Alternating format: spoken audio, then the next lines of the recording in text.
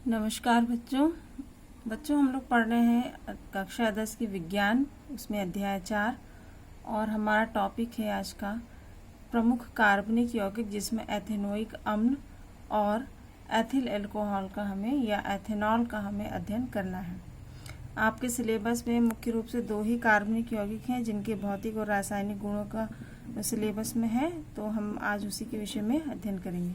तो सबसे पहले आता है एथेनोइक अम्ल। तो चलिए, एथेनोइक अम्ल का जो साधारण नाम होता है वो होता है एसिटिक अम्ल। मतलब हम एथेनोइक अम्ल को एसिटिक अम्ल के नाम से भी जानते हैं और इसे साधारण भाषा में सिरका भी कहा जाता है, जो हम घर में खाने में इस्तेमाल करते हैं।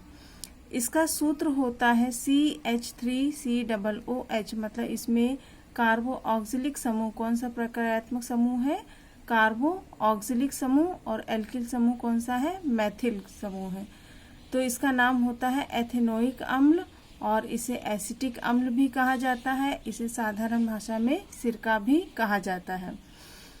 इसके भौतिक गुणों को देखें तो यह एक रंगहीन एवं तीक्ष्ण गंध वाला द्रव है। मतलब इसका कोई कलर नहीं होता, लेकिन इसकी गंध जो होती है बहुत ही तेज होती है। जैसे सिरका जैसे घर में रखा रहता है तो बहुत तेज महकता है, तो वही ये भी है। तो यह एक रंगहीन एवं तीक्ष्ण गंध वाला द्रव है।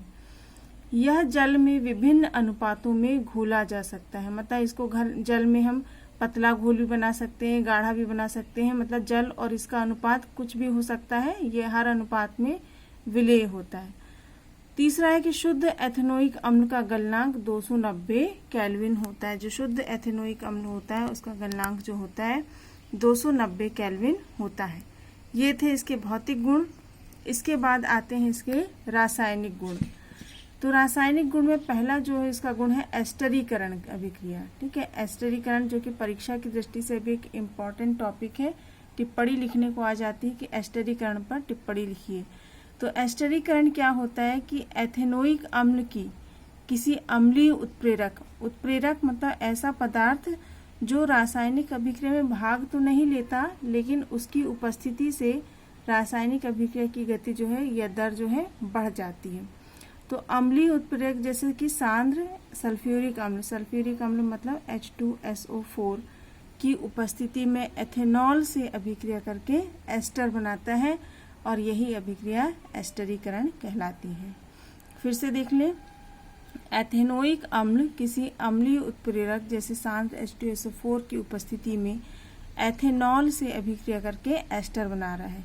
किसकी अभिक्रिया हो रही है? एथेनोइक अम्ल और एथेनॉल। ये हो गया एथेनोइक अम्ल का सूत्र CH3COOH प्लस एथेनॉल CH3CH2OH। अम्ल की उपस्थिति में ये दोनों आपस में अभिक्रिया करके एस्टर बनाते हैं। ये है एस्टर का फॉर्मूला CH3COO, और साथ में जल बनाते हैं। तो यही अभिक्रिया एस्टरीकरण की अभिक्रिया कहलाती है। इसको इस रूप में भी लिख सकते हैं CH3COOH प्लस यहाँ पर CH3CH2 को एक साथ मिलाकर C2H5OH अम्ल की उपस्थिति में एस्टर बनाते हैं प्लस जल बनाते हैं। यह अभिक्रिया एस्टरीकरण की अभिक्रिया कहलाती है। दूसरा गुण देखिए, रासायनिक अभिक्रिया देखिए तो इसकी क्षारक के साथ अभिक्रिया। क्षारक मतलब जिसमें OH समूह जुड़ा होता है। एथेनोइक अम्ल किसी क्षारक जैसे सोडियम हाइड्रोक्साइड से अभिक्रिया करके सोडियम एथेनोएट बनाता है।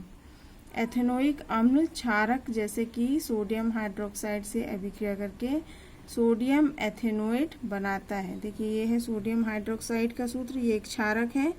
एथेनोइक अम्ल की जब इसके साथ अभिक्रिया होती है तो एथेनोइक अम्ल का ये वाला H और सोडियम हाइड्रोक्साइड का ये वाला OH आपस में मिलकर बना लेते हैं H2O, और यहाँ से जो H रिमूव होता है, हटता है, उसकी जगह पर जुड़ जाता है Na।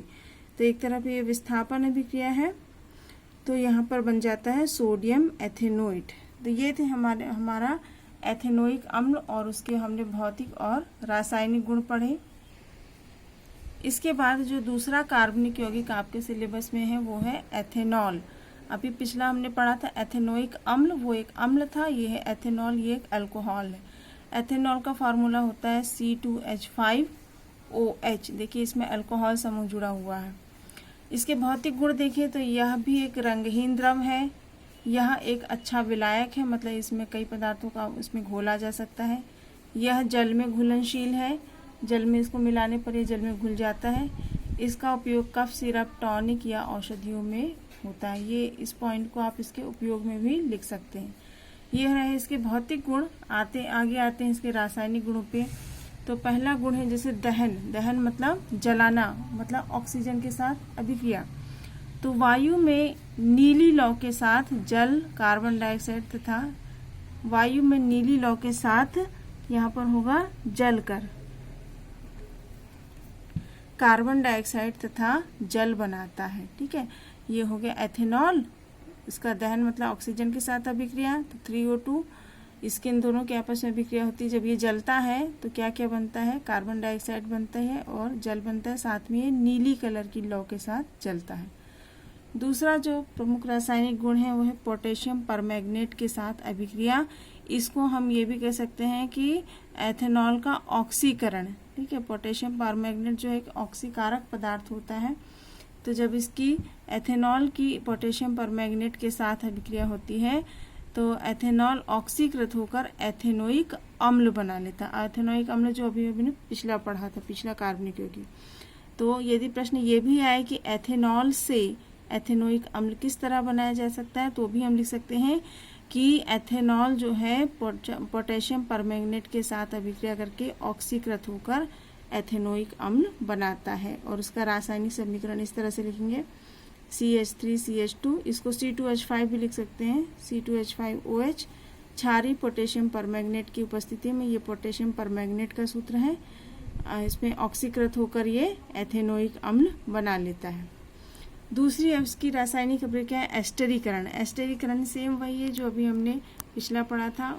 एस्टरीकरण में हमने पढ़ा था कि एथेनोइक अम्ल की एथेनॉल के साथ अभिक्रिया होने पर एस्टर बनता है। तो सेम चीज़ इसमें भी है, उसमें हमने एथेनोइक अम्ल के टॉपिक में पढ़ा था, इसे एथेनॉल के टॉपिक में पढ़ना है। देखिए, एथेनॉल और एथेनोइक अम्ल सांद्र सल्फ्यूरिक अम्ल की उपस्थिति में अभिक्रिया करके एथिल एथेनॉइड जो कि ये एक एस्टर है बनाते हैं। इस अभिक्रिया को एस्टरीकरण कहते हैं। देखिए, एथेनॉल प्लस एसिटिक अम्ल या एथेनोइक अम्ल आपस में अभिक्रिया करके एथिल एथेनॉइड जो कि एक एस्टर है साथ में जल बनाते हैं, तो यह अभिक्रिया एस्टरीकरण कहलाती है। तो एस्टरीकरण में आप इस तरह भी लिख सकते हैं, या जो पिछला वाला हमने एथेनोइक अम्ल पढ़ा था वो भी लिख सकते हैं। दूसरा है सोडियम के साथ अभिक्रिया। सोडियम के साथ अभिक्रिया करने पर एथेनॉल जो है सोडियम एथेनोइड बनाता है और प्लस में साथ में हाइड्रोजन गैस उत्सर्जित होती है। देखिए, सोडियम है और ये एथेनॉल है। जब इन दोनों की आपस में अभिक्रिया होती है तो इसमें सोडियम आपस यहाँ पर जुड़ जाता है और यहाँ पे 2H है, तो ये हाइड्रोजन गैस के रूप में उत्सर्जित हो जाता है। तो ये था आज का हमारा वीडियो। इसमें हमने अध्याय 4 में जो दो प्रमुख कार्बनिक यौगिक हैं, एथेनॉल और एथेनोइक अम्ल, उनके भौतिक और रासायनिक गुण पढ़े, जो कि परीक्षा की दृष्टि से भी इम्पॉर्टेंट है। तो आप इस वीडियो को 2-3 बार देखेंगे तो ये आसानी से समझ में आ जाएगा। Thank you.